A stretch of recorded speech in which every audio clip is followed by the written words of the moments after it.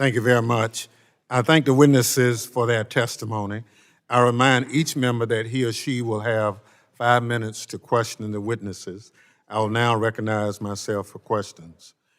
Secretary Mayorkas, last year you said that, quote, domestic violent extremism poses the most lethal and persistent terrorism-related threat to our country today.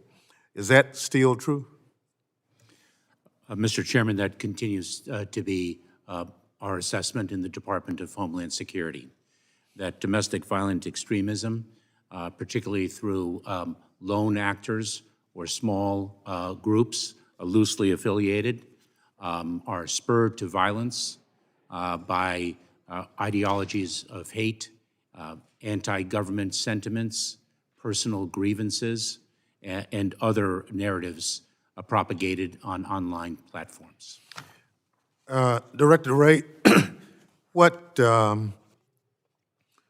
results on this domestic terrorism threat are you seeing from the lens of the FBI? Well, certainly we have seen over the last several years, really going back to maybe the summer of 2019, an increase in domestic violent extremism. And we are concerned about the lethality, especially of racially motivated violent extremists, and then the spike that started in 2020 of anti-government, anti-authority violent extremism. And so we have very active investigations really all over the country through our joint terrorism task forces in all 56 field offices. And it is a growing problem.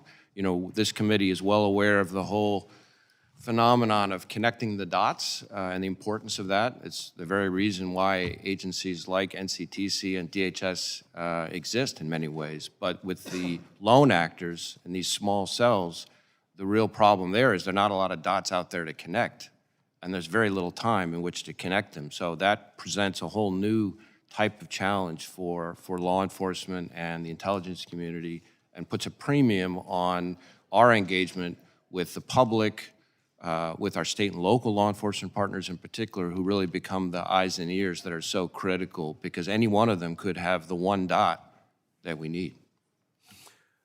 Ms. Abizaid, you talked about the pressure that we have applied to our international terrorist community and the results that have benefited from that pressure. Is it something that we need to increase the investment in that, or increase the relationships with other governments? How do you see that going forward? I think a sustained investment in our international counterterrorism enterprise is very important to be able to sustain the pressure against international groups going forward. I agree with my colleagues' assessments here about the relative threat from domestic violent extremist actors here in the homeland versus international actors. Those international actors are continuing to plot, and if they had an opportunity to infiltrate the United States, they would certainly look to exploit it. It's our international partnerships, our array of law enforcement, intelligence, relationships, and capabilities that enable us to stay on top of this international threat, even as we're dealing with some of those dynamics that Director Wray talked about here in the homeland that make it difficult for us to deal with a lone actor threat. Director Wray, about a third of the historically black colleges in this country over the last year have received bomb threats. Can you enlighten us on the FBI's attempt to mitigate or capture those individuals responsible for those threats? Yes, Mr. Chairman. Needless to say, we take these threats very seriously, and frankly, the idea of causing the fear and disruption that they have caused is just really outrageous and unacceptable. We have joint terrorism task forces working on it, 30 field offices, multiple headquarters divisions. It's very much ongoing. I think what I could say for purposes of today is that we've recently, with respect to the first big tranche of the threats, investigation has identified an underage, a juvenile subject, and because of the federal limitations on charging juveniles with federal crimes, we have worked with state prosecutors to ensure that that individual is charged under various other state offenses, which will ensure some level of restrictions and monitoring and disruption of his criminal behavior.